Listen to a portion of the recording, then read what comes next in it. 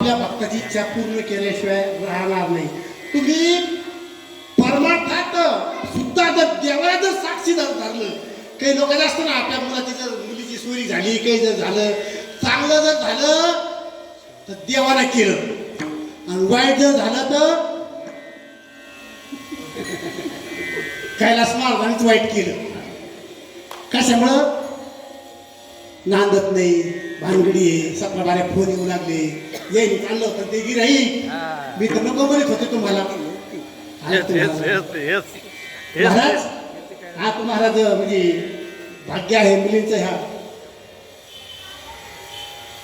काही लोकांना फक्त त्या मुली पाण्यात आयुष्य निघून जातं तरी मुली भेटत नाही. एक जण असणारी मुलगा बघायला गेला मुलीला, आणि मुलीला सांगितलं, अगं ताई तुला नवरदेव पसंत आहे का? तिने सांगितलं हो मला पसंत आहे, मला काहीच अडचण नाही.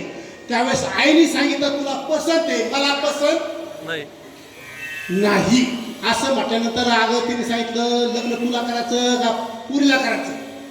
कोण म्हणतं? बाप म्हणतो लग्न तुला करायचं का पुरीला करायचं? पुरीला पोरगं पसंत आहे ना, होऊ दे ना मग आता. त्यावेळेस तिने सांगितलं की आपलं लग्न व्हायच्या अगोदर हो बाबा. विठ्ठला विठ्ठला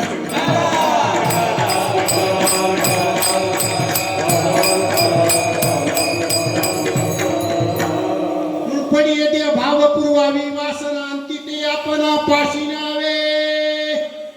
आपण ज्यावेळेस जीवनभर परमार्थ करतो, अंतकालेचे मान्य स्मरण मुक्त्वा कलेवरम या प्रियाती समभावम याती नास्ते संशय. जन्म घेणे लागी वासनेच्या संगीतेची झाली अंगी हरिरूप.